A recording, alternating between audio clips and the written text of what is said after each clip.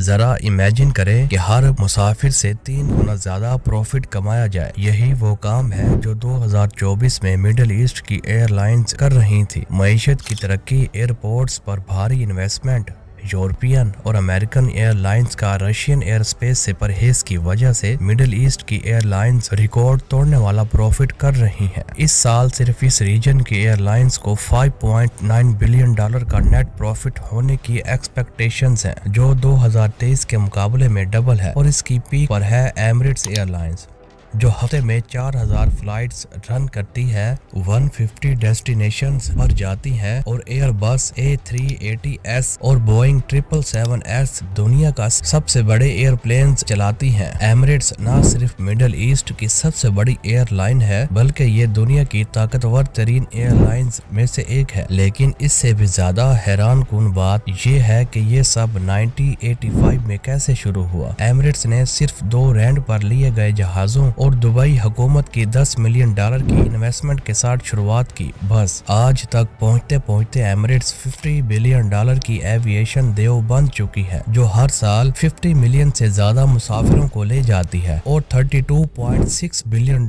کی سالانہ آمدنی حاصل کرتی ہے۔ تو پھر ایک چھوٹے سے صحرائی شہر کی ایئر لائن دنیا کی سب سے لگزریس اور پروفیٹیبل ایئر لائنز میں سے ایک کیسے بن گئی؟ اس نے برٹش ایئر ویز، لفتھانسا اور امریکن ایئر لائنز جیسی دیو ہیکل کمپنیوں کا مقابلہ کیسے کیا، اور اس کی عالمی ہوائی سفر کے مستقبل پر کیا اثر پڑے گا؟ آئیے تفصیل سے جانتے ہیں۔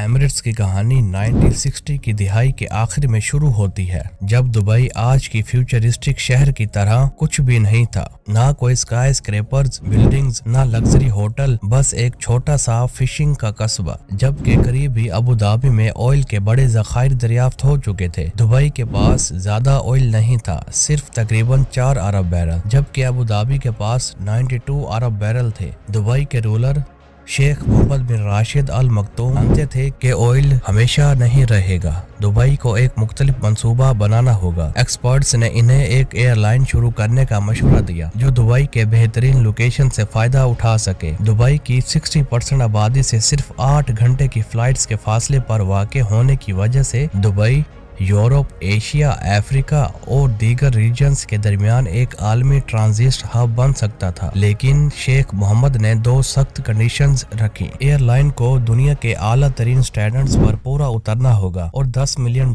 کی ابتدائی انویسٹمنٹ کے علاوہ کوئی دوسری سرکاری فنڈنگ نہیں دی جائے گی۔ اگر ایمریٹس منافع کما لیتی ہے تو ٹھیک ہے، ورنہ دبئی اسے بند کر دے گا۔ اسی لیے ایمریٹس نے جہاز خریدنے کی بجائے پاکستان انٹرنیشنل ایئر لائنز سے اپنے پہلے 2 جہاز، ایک بوئنگ 737 اور ایک ایئر بس A300 لیز پر لیے۔ صرف 5 ماہ کے اندر ایمریٹس مسافروں کو لے جا رہی تھی اور 9 ماہ کے اندر ہی یہ منافع کمانے لگی۔ یہ کیسے ممکن ہوا؟ شروعات سے ہی ایمریٹس نے مختلف طریقے اپنائے۔ زیادہ تر ایئر لائنز مقامی یا مختصر فلائٹس پر توجہ دیتی ہے، لیکن ایمریٹس نے انہیں یکسر نظر انداز کر دیا۔ اس نے لانگ فلائٹس پر کنسنٹریٹ کی، دبئی کی عالمی مسافروں کے لیے ایک سٹاپ اوور ہب بنا دیا۔ چھوٹے شہروں کے درمیان فلائٹس چلانے کی بجائے ایمریٹس نے دبئی کو اپنے نیٹ ورک کا سینٹر بنایا، جو یورپ، ایشیا اور افریقہ کے درمیان کنیکشن فراہم کرتا تھا۔ جب دوسری ایئر لائنز اخراجات کم کر رہی تھی، ایمریٹس نے لگژری پر دگنی توجہ دی۔ Private first class suites, on board shower, اعلیٰ ترین انٹرٹینمنٹ سسٹم اور بہت کچھ۔ ایمریٹس نے ایندھن کی بچت کرنے والے لانگ ڈسٹینس ایئر لائنز جیسے بوئنگ 777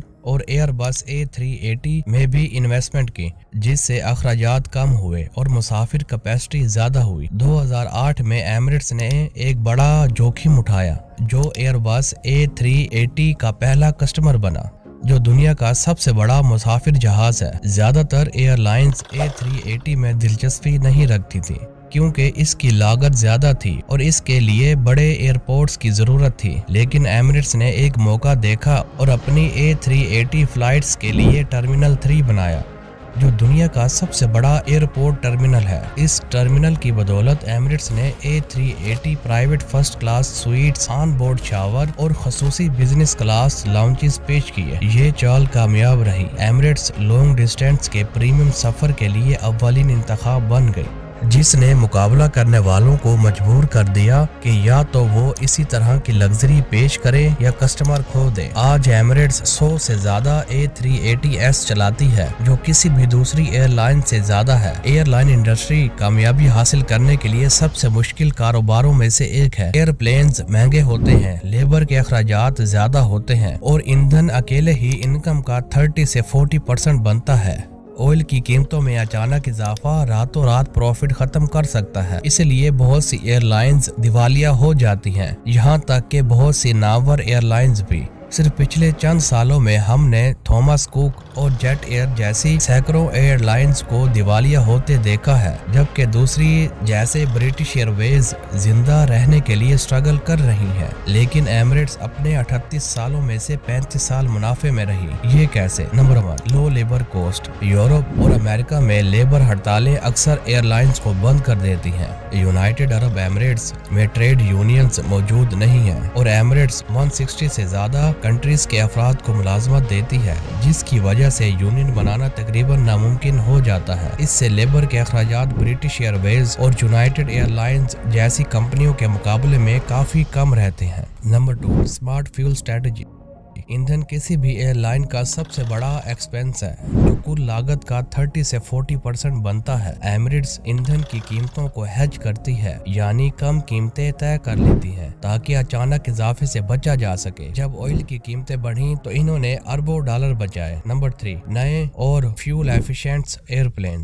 जहाज जितने नए होंगे, ईंधन और देखभाल के अखराजात इतने ही कम होंगे। एमिरेट्स के जहाजों की औसत उम्र 9 साल है, जबकि यूनाइटेड एयरलाइंस के जहाजों की औसत उम्र 16.7 साल है। ये प्रॉफिट पर बहुत बड़ा फर्क डालता है। और आखिर में दुबई की गवर्नमेंट एमिरेट्स के साथ मिलकर टूरिस्ट को अट्रैक्ट करती है। अगर दुबई कोई बड़ा इवेंट जैसे एक्सपोर्ट मुनक्किद करता है तो एमिरेट्स खुसूसी पैकेजेस और प्रमोशंस पेश करता है ताकि ज्यादा से ज्यादा टूरिस्ट आए। इससे एयरलाइंस और शहर दोनों को फायदा होता है। तो क्या एमिरेट्स इस पोस्ट पर बरकरार रह सकती है? ये एयरलाइन इंतजार नहीं कर रही। दुबई पहले ही दुनिया का सबसे बड़ा एयरपोर्ट अल मक्तूम इंटरनेशनल बना रहा है, जो 260 मिलियन मुसाफिरों को संभाल सकेगा, जो आज के मसरूफ तरीन एयरपोर्ट से दोगुना है। वो अपने प्लेन्स को नए बोइंग 777X और एयरबस A350 जेट्स से भी अपग्रेड कर रहे हैं, जिससे लॉन्ग फ्लाइट्स सस्ती, ज्यादा मुअस्सर और आरामदाह हो जाएंगी। और अफ्रीका, साउथ अमेरिका और चीन के लिए नए रास्तों के साथ एमिरेट्स अपनी जगह को आलमी सफर के लिए अव्वलीन इंतखाब की एयरलाइंस के तौर पर स्टेबल कर रही है। तो शायद असल सवाल ये नहीं कि क्या एमिरेट्स इस पोजीशन पर बरकरार रह सकती है, शायद असल सवाल ये है कि क्या कोई इसका मुकाबला कर पाएगा। अपनी राय का इजहार कमेंट्स में जरूर कीजिएगा।